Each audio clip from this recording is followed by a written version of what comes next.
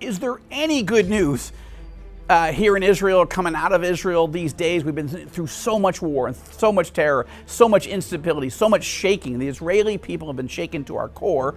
It's been a tough few years, but yes, good things are happening, and I want to share some really important ones as Israel turns 78 years old. Hi, this is Joel Rosenberg in Jerusalem with a YouTube exclusive for the Rosenberg Report. So we're celebrating the birthday of Israel, 78 years since God prophetically gave rebirth to the nation state of Israel, right?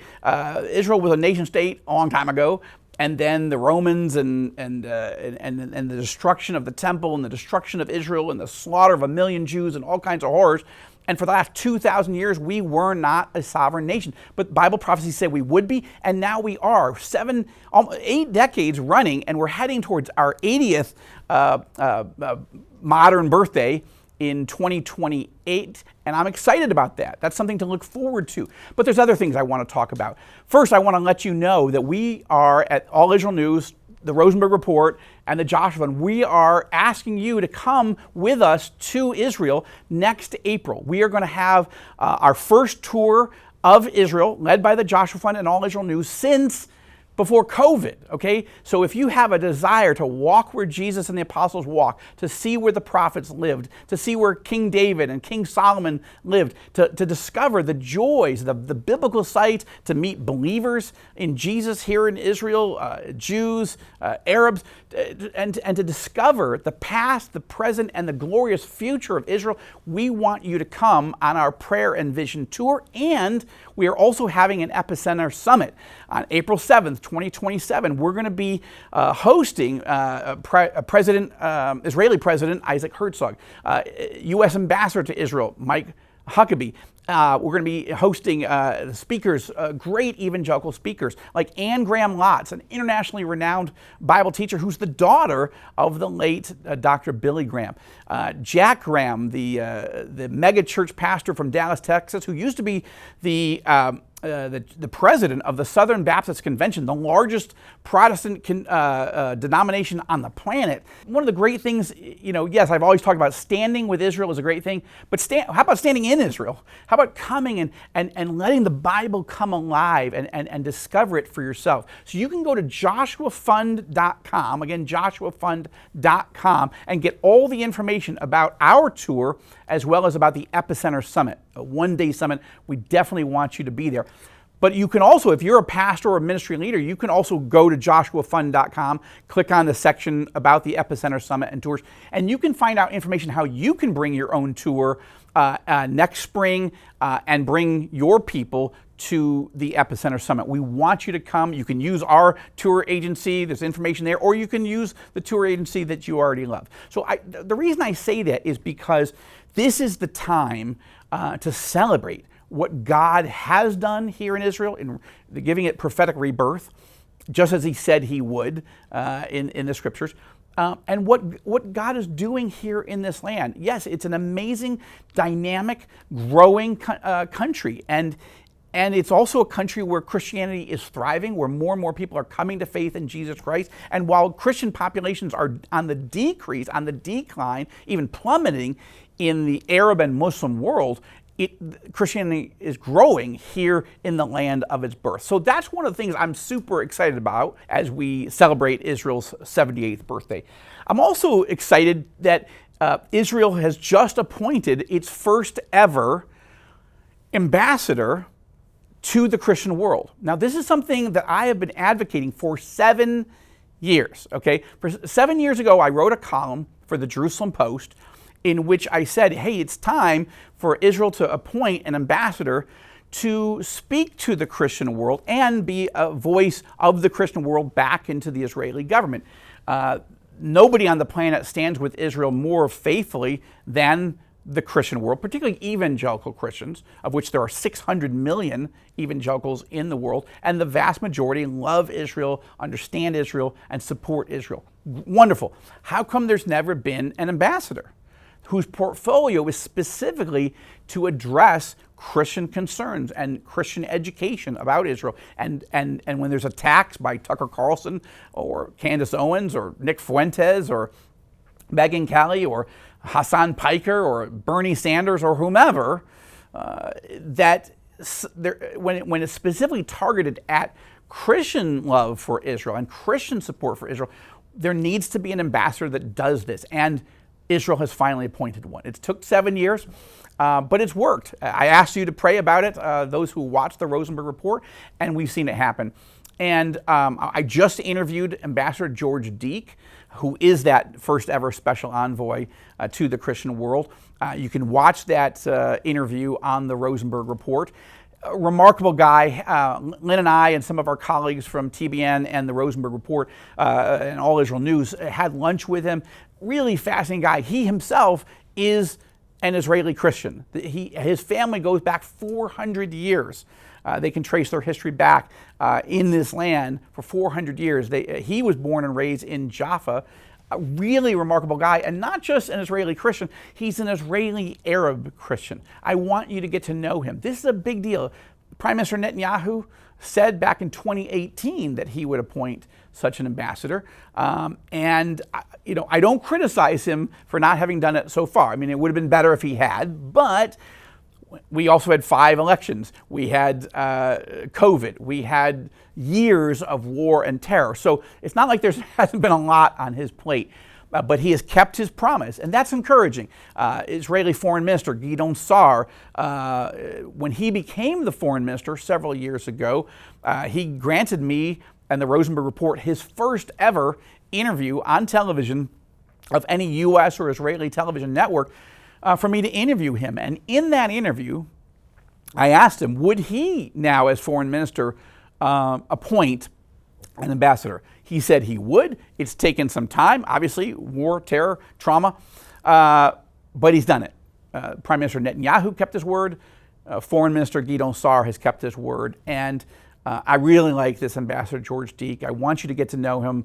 And it turns out the Rosenberg Report is the first television network to get an interview with him since the appointment. So that's a really important thing, and it's all part of what we do here is to help you meet people. You may agree with them, you may disagree with them. We meet people who work for the Israeli government, like the foreign minister. We also talk to opposition leaders like Naftali Bennett. Boy, I've gotten some blowback on that one. But the point is, what we do here, we're journalists. We are not picking sides amongst Israeli leaders. We are telling you what they say, what they do, what they don't say. And we're covering them as fairly as we possibly can, and as often as we can, we take you into the room, as it were. We want you to meet these folks because they're the ones shaping the modern nation state of Israel. And I find it fascinating that we get that privilege, we get that opportunity. So that's another thing I'm encouraged by. Yet another thing I'm encouraged by is Israel is going back to the polls for elections in October. Now, again, I am a nonpartisan here in Israel. I have to be. I'm a journalist, and I'm trying to help you meet and get to know people all across the political spectrum here. But I think it is important, as we've come, through the October 7th horrors, through the war against Hamas in Gaza, war in Lebanon against Hezbollah, and of course, most importantly, the war against the Iranian regime, it's important that the Israelis catch our breath, take stock, and decide who do we want leading us going forward. We will cover it from all angles in these months ahead, but the elections have to be held by October 27th. Okay, that's by law. It can't go later. It might be a little bit earlier. We haven't seen the government set the election dates quite yet, but that'll be coming soon. So that's something to pray for, because Israelis have been there's been a lot of emotion, there's been a lot of history, a lot of drama over these last few years.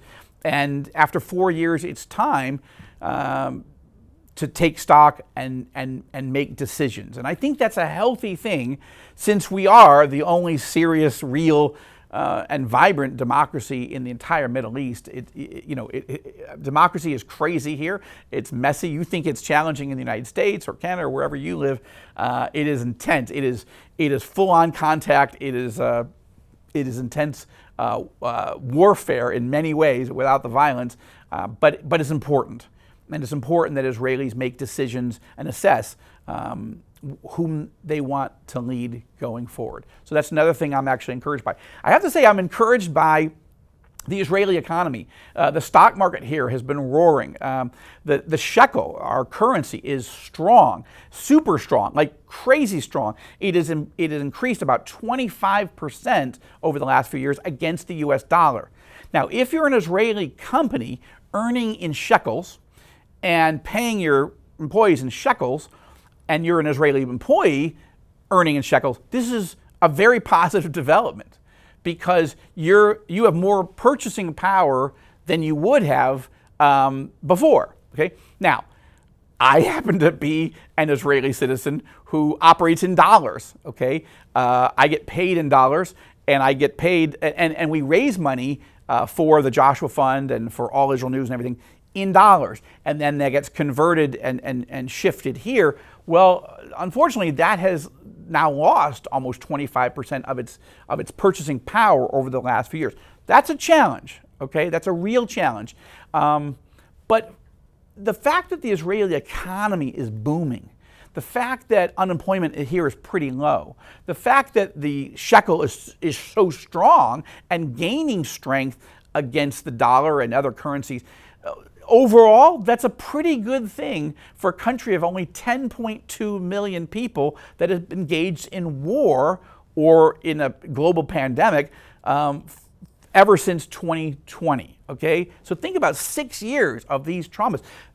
Our tourism industry is almost completely shut down because people stopped coming during COVID. They couldn't come, and they stopped coming during war. They couldn't come, and they shouldn't have come. Now we're trying to, it's like the paddles on a heart attack victim. We're trying to jump start and kick start Christian tourism back to the land of Israel. That's what we talked about up front. But the economy overall is still strong despite all of these challenges. I'm not saying it's been easy here. It hasn't been. But it's pretty amazing when the Israeli economy remains one of the strongest economies in the world despite all of this. Okay, and that we're winning against our enemies. This is encouraging, and we should be encouraged. Wow, there's so many other things, but let's stop with those for right now. I want you to understand that yes, there is a firestorm against us. There is an avalanche of lies being told against us, weaponized against us. That's all true, but I want you to take heart. Okay, people have hated Israel since it was founded. More than 3,000 years ago. People have hated the Jewish people for thousands of years. They've tried to exterminate us. They've tried to annihilate us. They've tried to wipe us off the planet.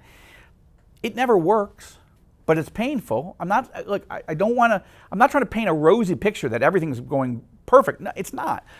But when you take all of it into account, the bad guys are not winning. The Iranian regime is not winning. The Ayatollah Khamenei, he's dead, burning in hell. That's a positive development.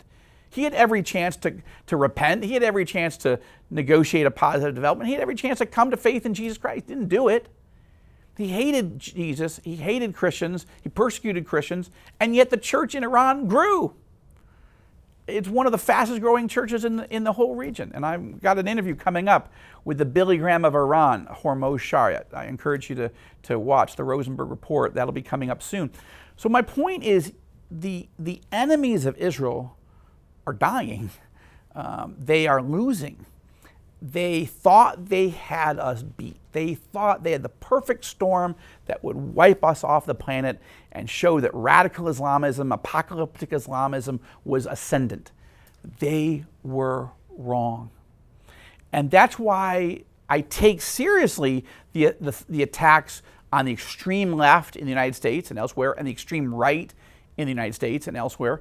I take seriously the anti-Semitic explosion of Jew hatred in the United States, in Europe, and around the world. Last year was the most violent against Jews since the Holocaust worldwide. So those are threats. Those are real. I take it seriously. But I'm not destroyed by it. I'm not worried about it. Because the God of Israel is still alive. He hasn't fallen asleep. He's not missing this. He's letting some of this happen sovereignly to wake us up as a country. how much we need him. Yeah, we need the United States. We need other allies. We need God. We need to get back in the Word of God. We need to study the Word of God. We need to say, Lord, I don't have a relationship with you. I need one. And is Jesus really the Messiah? If he is, show me that.